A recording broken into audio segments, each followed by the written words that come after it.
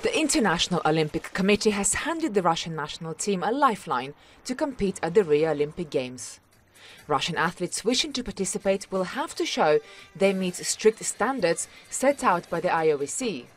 Russia's sports minister is convinced the majority of the national team will meet this criteria.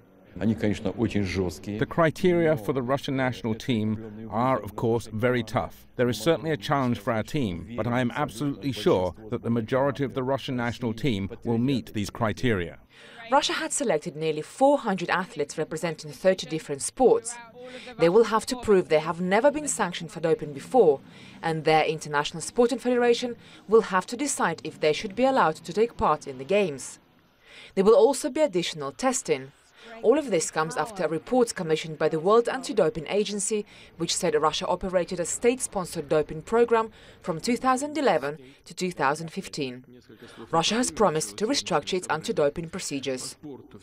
Nobody is responsible for our problems. We are responsible for our problems. Our sports officials are responsible.